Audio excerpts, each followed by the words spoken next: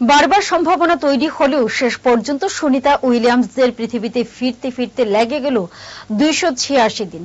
ভারতীয় সময় ভোর 3:30 নাগাদ ফ্লোরিডার সমুদ্রে অবতরণ করে ড্রাগন ফ্রিডম। আর সেই সময়ে সুনিতাদের স্বাগত জানাতে যেন সেখানে দেখা যায় একদল ডলফিনকে। ভাইরাল হওয়া মিষ্টি ভিডিওটি দেখে মুগ্ধ নেটিজেনরা। স্পেস এক্সের মহাকাশযান সমুদ্রে নামার পর সুনিতাদের সেখান থেকে নিয়ে আসার জন্য আগে থেকে অপেক্ষা করছিলেন মার্কিন নৌবাহিনীর জাহাজ। পাড়ে অপেক্ষারত ছিলেন বহু মানুষ। যানটি নেমে এলে আচমকা দেখা যায় ঠিক সেখানে পৌঁছে গিয়েছে একদল ডলফিন। তারা মহাকাশযানটিকে ঘিরে চক্কর কাটতে থাকে। স্বাভাবিকভাবেই এমন ভিডিও দেখে মন ভরে গিয়েছে নেটিজেনদের। মঙ্গলবার সকাল 10:35 নাগাদ শুরু হয় সুনিতাদের ফেরার যাত্রা।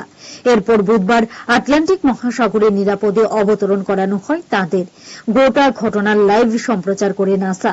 সমুদ্রে অবতরণের পর হাইড্রোলিক পদ্ধতিতে জাহাজে তোলা হয় সুনিতাদের। তারা রওনা দেন হিউস্টন জনসন স্পেস সেন্টারের উদ্দেশ্যে। আগামী কয়েকদিন সেখানেই থাকবেন মহাকাশচারীরা। সুনিতাদের ঘরে ফেরার পর উৎসবে মেতেছে গোটা বিশ্ব। আলাদা উন্মাদনা দেখা গিয়েছে ভারতের বিভিন্ন জায়গাতেও।